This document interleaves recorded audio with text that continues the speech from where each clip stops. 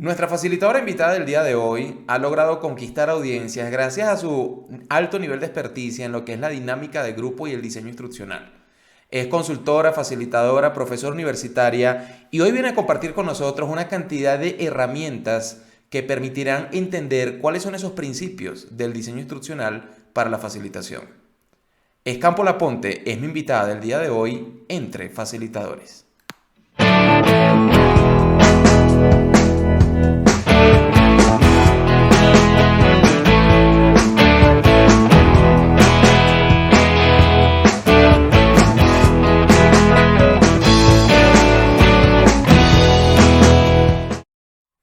Escámpola, ¿cómo estás? Bienvenida entre facilitadores. Gracias, gracias por esta honorable invitación y estar contigo compartiendo este espacio. Pues para mí es de un placer inmenso. Bueno, qué bueno. Me alegra que hayas aceptado la invitación y que estés acá compartiendo con nosotros. Y la primera pregunta de rigor es, ¿cómo Escámpola descubrió ese gen facilitador? Bueno, fíjate que yo me conecto con mi niñez. Cuando estaba muy pequeña y me tocaba visitar la casa de la abuela y encontrarme con todos los primos, en unas escaleras de la casa, yo recuerdo que todos mis primos se sentaban y yo les enseñaba cosas. No sé, hablábamos y yo terminaba siendo la facilitadora del momento. Por ejemplo, en mi edificio, nosotros solíamos jugar en las escaleras con mis vecinos y las escaleras eran como el auditorio o era el salón de clase y a mí siempre me tocaba ser la docente o la maestra de todos ellos y les daba instrucciones y les explicaba cosas. Ahí yo sentí un clic especial, algo así como esa inspiración inicial para enseñar a otros. Otra cosa que en algún momento para mí también fue trascendente, mi padre y mi madre trabajaban en una institución benéfica.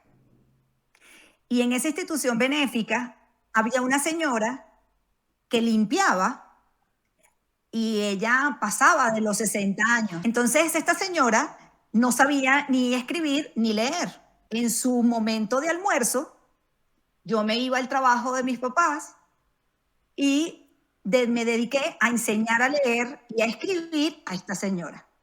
¿Qué tal? Entonces siempre Ahí estuvo como ese gen en ti, desde muy pequeña, eso de enseñar. totalmente.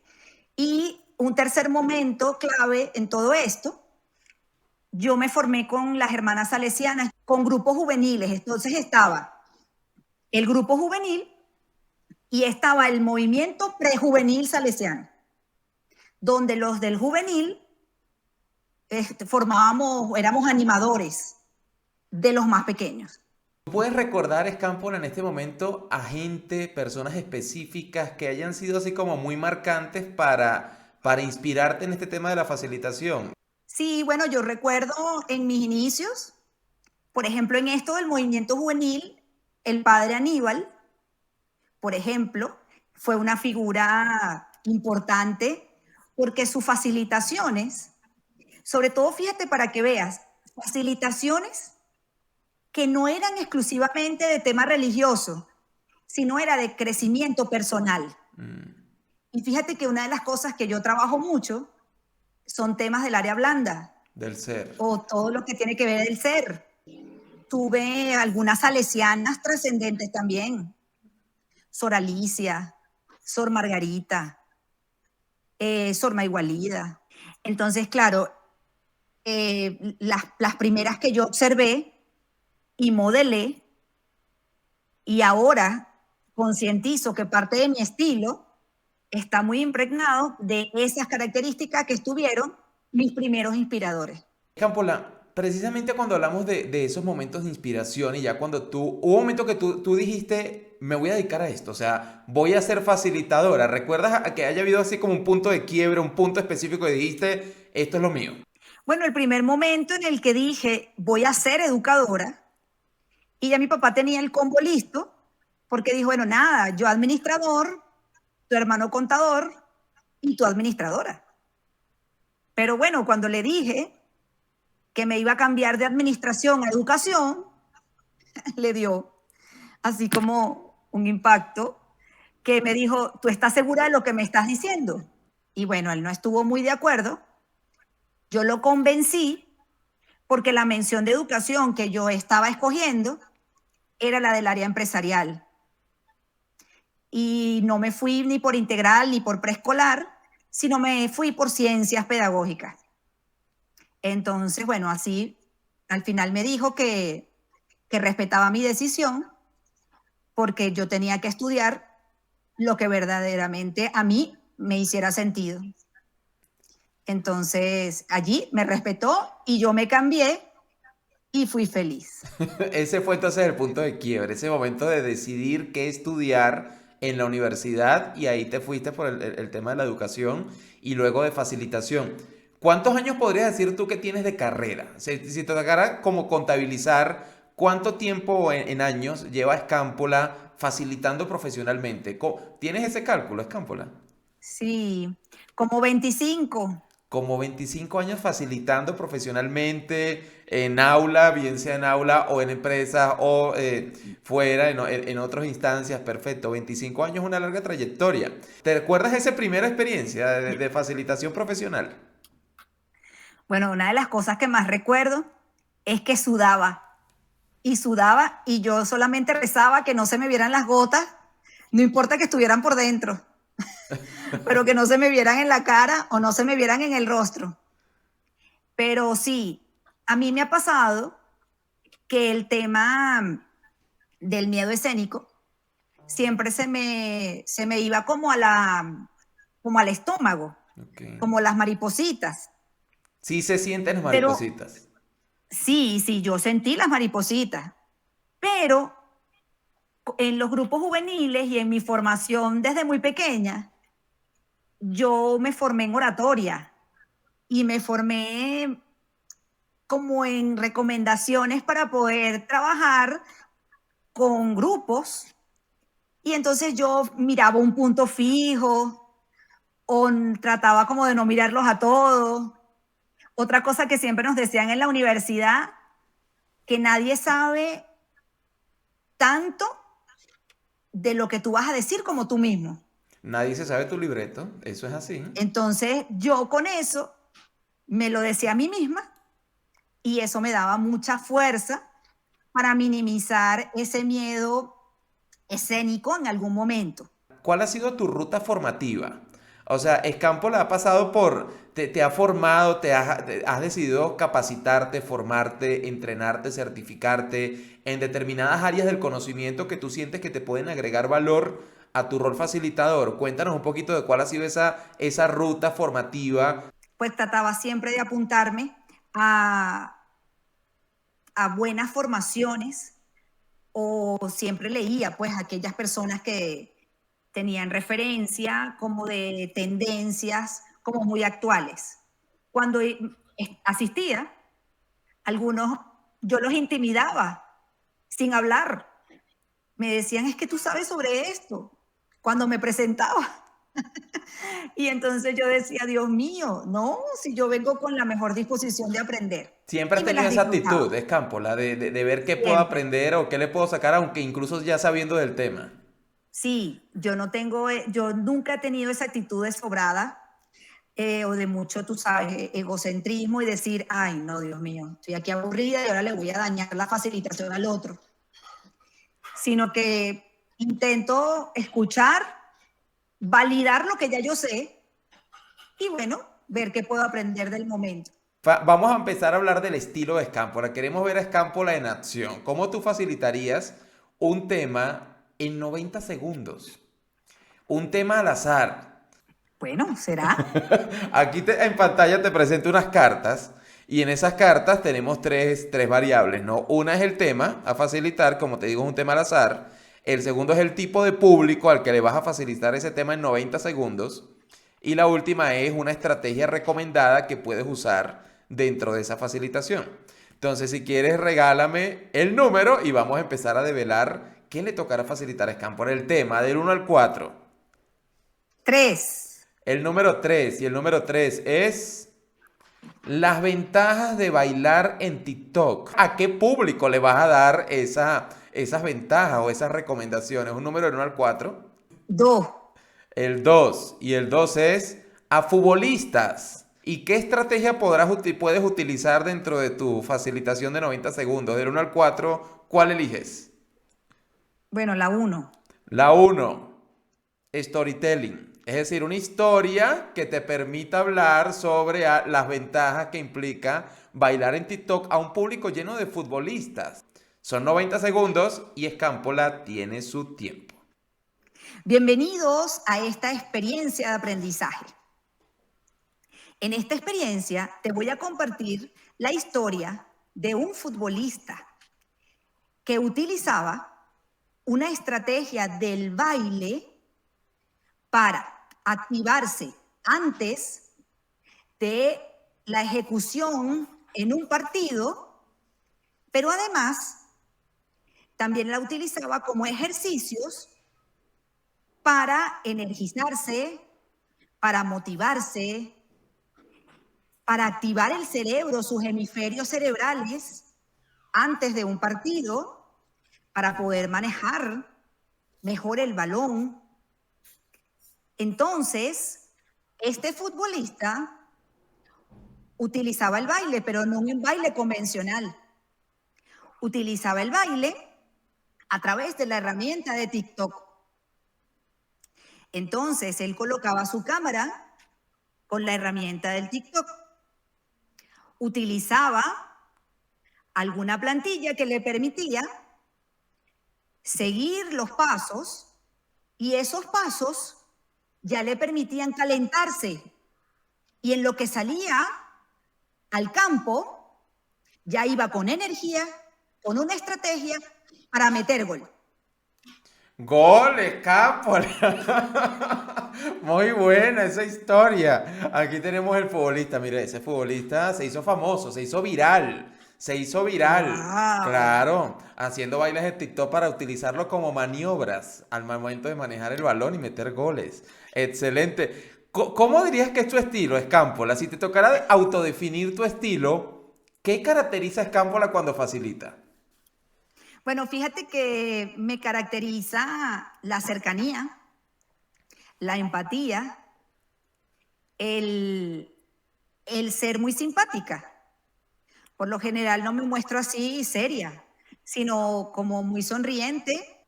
Me gusta mucho el ser motivadora, entusiasta, negociadora, ser muy didáctica, práctica. Uso muchos ejemplos, genero participación. ¿Cuáles son las 5 cosas que no podrían faltar nunca en la maleta de Escámpola cuando le toca dar una formación? Claro, en este caso te refieres a la presencial. Sí, vamos a decirte, piden Escámpola, necesito que nos dejes una actividad de formación en tal lugar, entonces te toca viajar. ¿Qué no podría faltar? ¿Cuáles son las 5 cosas que no podrían faltar en esa maleta sabiendo que vas a dar una formación en otro lugar? Bueno, en esa maleta, por lo general, yo coloco a mí me encanta llevarme un hula, pero cuando son viajes muy largos, ese hula lo pido en el sitio. ULA, en este caso es como una banda circular, ¿no? Que sirve para Ajá, el colocárselo en hula la que uno, cintura ok, exactamente, muy y bien. bailar. A mí me encanta hacer unas técnicas con eso que resultan muy buenas. Eso, pelotas de distintos tamaños, Ok. todo el tema que tiene que ver con algún caramelo, algo que yo les coloco. Como un souvenir, Sí, comestible. como algo comestible, correcto. Ok, Por lo general, caramelito. ¿Qué más no puede faltar? Marcadores. ok. Yo llevo unos sombreros. ¿Sombreros para O, al- qué? ah, o sea, sombreros, sombreros o algo que puedan ponerse en algún momento. Ok. Tipo la loca. Ok, para hacer un cierre, un momento lúdico, así festivo, tipo hora Correcto. loca. Ok. Pito o algo que haga ruido. Sí, un silbato, muy Y bien. me encanta el gallo ese que suena. ¿Qué hace con el gallo? Es buenísimo, tú lo lanzas para trabajar con ellos, para dar la palabra o para generar, por ejemplo, una actividad y lo vas lanzando de un lado a otro. ¿Tienes algún ritual que hagas antes de comenzar una experiencia de aprendizaje? Bien, antes de comenzar, busco agua, La hidratación, punto de hidratación, sí, clave. importantísimo. Luego trato de que todo en el escritorio esté organizado. Si necesito información visible, bueno, pintarme. Es decir, la parte de, porque aunque cuando hago por Zoom y se me olvida pintarme, me pinto en Zoom. Sabes que ahí hay una función que te permite pintarte. Ah, te colocas una especie de efecto allí que te maquilla. Sí, que ya de una vez yo tengo el color de la boca, que es la que lo general utilizo. Y las cejas también me las puedo pintar. ¿Qué tal? Ya está todo prediseñado ahí el maquillaje. Te ahorras el maquillaje cuando Total. trabajas en virtualidad. Si te tocara elegir Scampo entre virtualidad y presencialidad, ¿con cuál te quedas y por qué? Bueno, la verdad que para mí sería difícil escoger una de las dos, porque en las dos yo he encontrado experiencias maravillosas de poderlo hacer, o sea, de poder hacer y crear una experiencia de aprendizaje. Para mí lo ideal sería un híbrido entre distintas modalidades, pero para algunas cosas definitivamente me parece que la presencialidad facilita más y para otras, bueno, perfectamente el tema de la virtualidad. Vamos a ver cuáles son esas anécdotas y experiencias que ha tenido Escámpola en el campo de la facilitación entre tantos años y tanta trayectoria. Y por eso, a ver, vamos a hacer otra vez esta ruleta de las experiencias, Escámpola. Aquí, como verás, hay 15 números. El número que salga es el número que te voy a preguntar. A ver, activamos la ruleta de la suerte. Y la pregunta es la número 2. Vamos a ver qué es la número 2. La vez que te dio más susto comenzar una formación. ¿La recuerdas? Fue cuando me di cuenta que lo que me explicaron que querían en esa facilitación no era para casi que nada lo que yo había llevado preparado. ¿Y fue un tema de qué? ¿De alineación previa o la persona que fue tu contacto no te explicó bien qué pasó allí?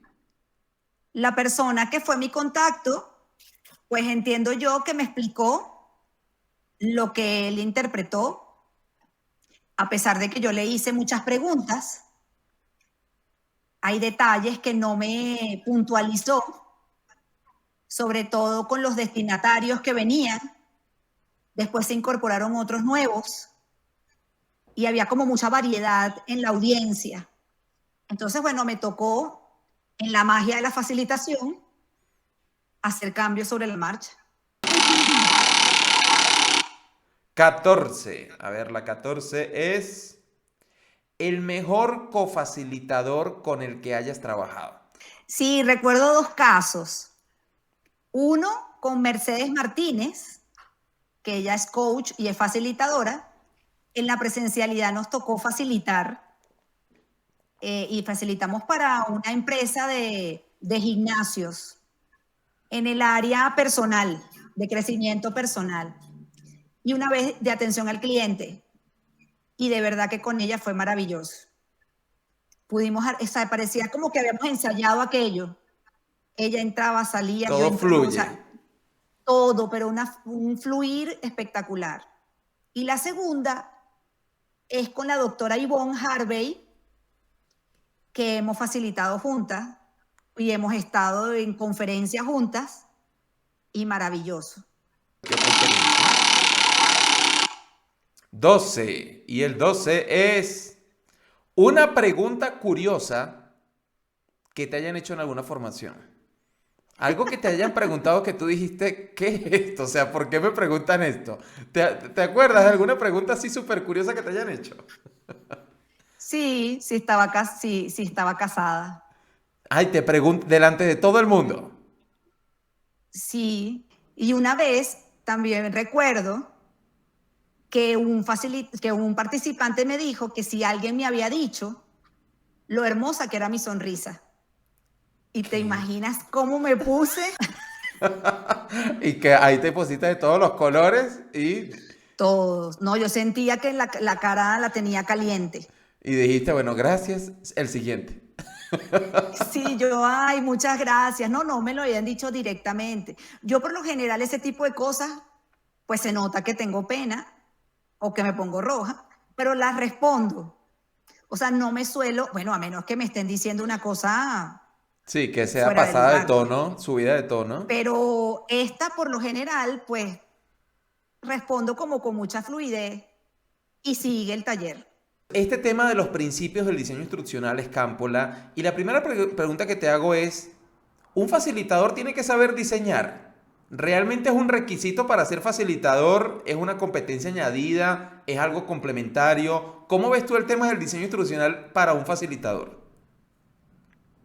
Bueno, a mí me parece que es sumamente importante que los facilitadores manejen sobre diseño instruccional por varias razones. Una de las razones que me parece importantísimo es saber qué quiero lograr con esa experiencia de aprendizaje. O sea, cada una de las experiencias de aprendizaje que nosotros queremos facilitar, ¿con qué finalidad se la queremos llevar a unos socios de aprendizaje? O sea, ¿qué queremos que al final de esa experiencia ellos logren? Y yo creo que es importante que entendamos que en definitiva es lo que queremos que logren los participantes y no el logro del facilitador. Eso que estás diciendo, Escámpola, realmente rompe paradigmas porque muchas veces los facilitadores pensamos que tenemos que diseñar según lo que nosotros queremos darle al público, a nuestro participante. Y resulta que lo que tú estás planteando es al revés, ¿no?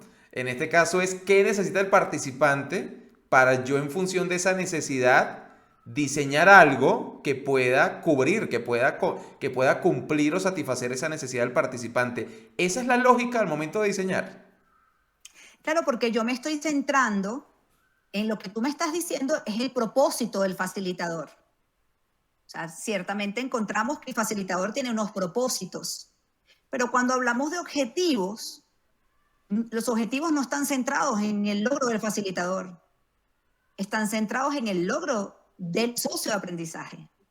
Entonces hay muchos elementos que en el diseño me permiten sentarme a pensar cómo va a ser esa secuencia didáctica de mi experiencia de aprendizaje para que sea una experiencia de calidad y de alto impacto, de aprendizaje significativo para esa audiencia. ¿Sabes que hay algunos facilitadores, Escampola, que cuando tú le hablas de diseño instruccional, piensan que el diseño instruccional solo se circunscribe al tema de elaborar un cuadrito de planificación de qué voy a decir primero, qué voy a decir segundo y con qué voy a cerrar? Si nos vamos a lo que es el diseño instruccional como proceso, además como proceso sistemático y sistémico, podemos entonces darnos cuenta que hay distintos momentos. Por ejemplo, está el análisis de la audiencia, está el análisis del contexto de desempeño, está todo el tema del análisis de lo que probablemente quiero saber previo a la experiencia de aprendizaje, identificar problemas, detectar necesidades y sobre esas necesidades levantar propuestas formativas, instruccionales para dar respuesta a esas necesidades de formación. Okay. Eso también es un área del diseño instruccional que si nos vamos al modelo ADI, por ejemplo, que es uno de los modelos más utilizados dentro del diseño instruccional, la A significa análisis. Y así si nos vamos, por ejemplo, a la D de diseño, entra todo lo que es la elaboración de los recursos, de los materiales, todo lo que es la selección de materiales. Es como el kit, la maleta. esa que tú me decías, la maleta que yo me llevaba. Entonces, el diseño Y instruccional te abarca incluso el proceso de evaluación, o sea, el diseñar la incluso estrategia de evaluación. incluso iba a llegar allí la implementación y el proceso de evaluación, que no termina siendo un proceso de evaluación solo al final, sino que es un proceso continuo de acompañamiento y de feedback constante. Yo siempre parto de la premisa, no sé si he estado en lo correcto, pero el tema de tú esmerarte en el diseño instruccional de una formación, de una experiencia de aprendizaje específica, esmerarte en hacerlo tan bien que lo puedas replicar mil veces. O sea, adaptándolo obviamente a las necesidades, a las características del grupo, pero tenerlo tan bien diseñado ya en todos sus aspectos, con toda la logística, con toda la estructura, el hilo conductor de contenido, que ya eso te permita ahorrarte trabajo en el mediano plazo. Sí, es que definitivamente, fíjate por ejemplo ahorita con los cursos e-learning, probablemente el esfuerzo de realizar el primer curso, bueno, por supuesto te va a llevar mucho más tiempo, pero después lo vas a repetir y repetir y probablemente ya queda montado. ¿Qué dirías tú, Escámpola? ¿Es más fácil montar diseño instruccional para una actividad presencial o para una actividad virtual? Bueno, siento que en la presencialidad y la virtualidad ambas tienen sus complejidades, pero en la presencialidad siento que algunas cosas pudieran fluir más fácil con respecto al tema de algunas estrategias, Ok. porque muchas veces en la virtualidad, cuando escogemos herramientas externas, O sea, que una aplicación, por probablemente, ejemplo. exacto, Ok. un Menti, un Mentimeter, un Kahoot, que utilicemos una herramienta externa, bueno, el tema de compartir pantalla, siempre hay algunos temas técnicos que hay que manejarlos muy bien. Y luego tienes que pensar mucho qué herramienta te puede ayudar a gamificar y a dinamizar eso que estás pensando. A veces me ha pasado el conocer a algunos facilitadores que sienten que el diseño instruccional termina siendo una camisa de fuerza para moverse con flexibilidad en su facilitación. Bueno, realmente el diseño es flexible. El diseño no tiene por qué ser una camisa de fuerza, porque de todas, depende de lo que tú diseñes, no es que tú tienes que ir literalmente como está en el diseño.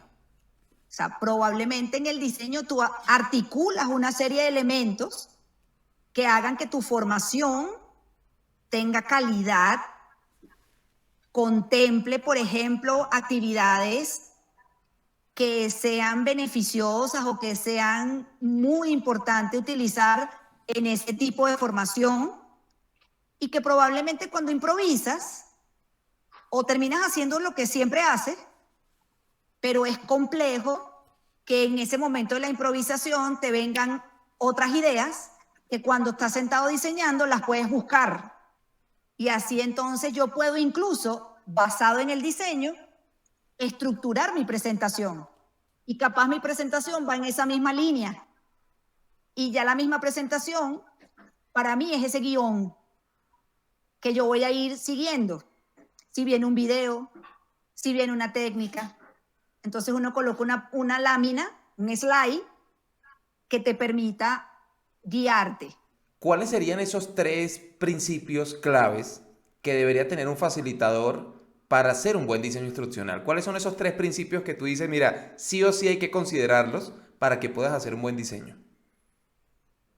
Mira, para hacer un buen diseño, una de las cosas importantes es que debemos tener claro cuál es la necesidad.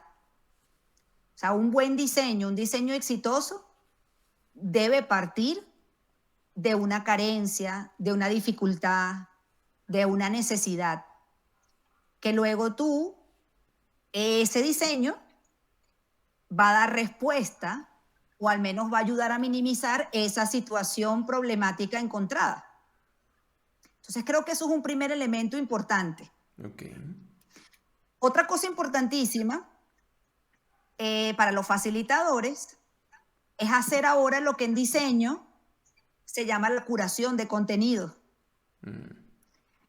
para que sea una formación que en función del tiempo que se dispone y de las modalidades que se vayan a utilizar, pues tenga el contenido necesario y no sea un bombardeo de contenido que probablemente, bueno, se puede perder.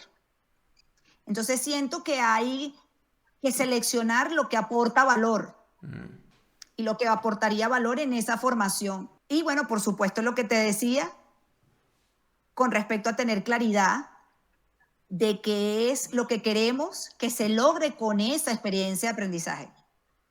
¿Qué debería lograr un participante al finalizar la experiencia de aprendizaje? Hay unos criterios previos para seleccionar ese recurso y no es la moda de que todo el mundo utiliza video ahora. Entonces tiene que ser video porque sí. Porque también el uso excesivo de algunos recursos aburre. No, eso es como cuando un facilitador se enamora del recurso y entonces lo utiliza para todos sus diseños. La misma estrategia, el mismo video, la misma infografía, la misma presentación y entonces te terminas aferrando tanto al recurso que tu diseño pierde originalidad, ¿no? Pierde como ese impacto. Eso también es un riesgo importante a considerar para los facilitadores. Así es. El recurso es el medio, no es el fin. Y saber diseñar entonces Así quedamos es. como una virtud, una competencia importantísima del facilitador. Conocemos facilitadores que son muy buenos facilitando, pero cuando les toca diseñar, ahí se complican y no saben cómo manejarlo. Pues resulta que aquí el diseño es una competencia fundamental del facilitador, según lo que hemos conversado con Escámpola en esta parte de la entrevista. Muy bien, Escámpola. Hablando de los consejos que se le pueden dar a la gente que se está iniciando en este camino de la facilitación, ¿cuál libro crees tú que es un libro de cabecera o un libro o un material bibliográfico que tú sientas que es muy valioso para facilitadores? Bueno, fíjate, yo considero que hay varios, pero hay un material de un autor que se llama Bob Pike, que me parece que es importante, las 5 leyes que nos plantea para la estimulación del aprendizaje creativo en experiencias de aprendizaje. En el adulto, ¿no? Bob Pike se especializa sobre En todo el en el aprendizaje adulto, del adulto. correcto, en el adulto. Y favorece mucho a la hora de diseñar para crear la experiencia en su desarrollo. Sin embargo, por ejemplo, la taxonomía de Bloom para la era digital es importante tenerla presente cuando desarrollamos diseños basados en objetivos. Ok.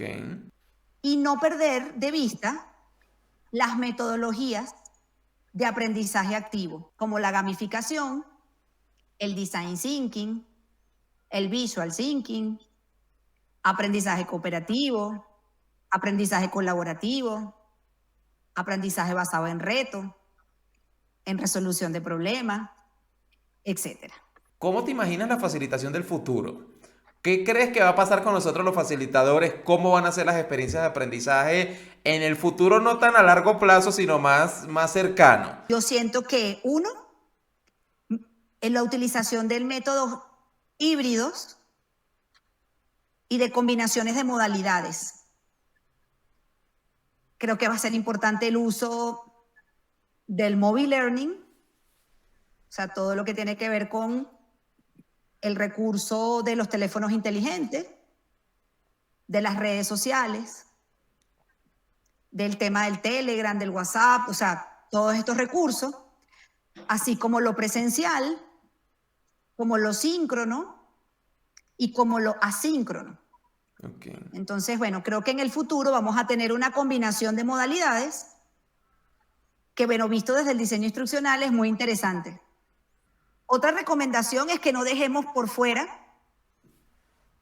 actividades que nos permitan incorporar los principios de la neurociencia y de lo que tiene que ver con la activación cerebral de nuestros hemisferios y cómo eso tiene un impacto en captar la atención. De hecho, por allí ya se está investigando sobre el sorprendizaje, es decir, como el elemento sorpresa, como el elemento curiosidad, impacto, detonante, tiene un efecto interesante en la conexión emocional con el aprendizaje. Escámpola, ¿en qué andas? ¿Cuáles son tus proyectos actuales? Pues ofrecemos algunas formaciones en diseño instruccional. También hay información de algunos aspectos o competencias a desarrollar en facilitadores para crear experiencias de aprendizaje. Y la última que estamos proponiendo es la formación en diseño instruccional de estrategias de aprendizaje virtual. Bueno, Escámpola, llegamos entonces al final de nuestra entrevista el día de hoy. Gracias por haber compartido todas estas experiencias y este sorprendizaje que nos has traído tú con tantas herramientas, con tantas recomendaciones que estoy seguro que a toda nuestra audiencia les va a encantar. Te dejo entonces el espacio, Escámpola, para que te despidas y le des un mensaje final a todos esos facilitadores del aprendizaje que nos están viendo en este momento. Gracias, Johnny, por tu invitación. Para mí de verdad es un honor estar aquí entre facilitadores y es un disfrute. La verdad que me he reído, lo he disfrutado mucho y además el encontrarme con personas queridas, amigas como tú, pues siempre es un espacio de nutrirnos. Y a mis queridos facilitadores, pues mi mensaje a crear experiencias de aprendizaje y a co-crearlas también con otros que sean impactantes, disfrutables, que tengan variedad de modalidad, de metodologías activas, incorporar estas metodologías ágiles, es decir, hacer experiencias que sean altamente significativas y definitivamente, mis queridos facilitadores, a desaprender para reaprender. Así es, mi Muchas querida gracias. Escámpola. Esto ha sido todo por el día de hoy. Gracias a todos por habernos acompañado y hasta una próxima oportunidad entre facilitadores. Chao, chao.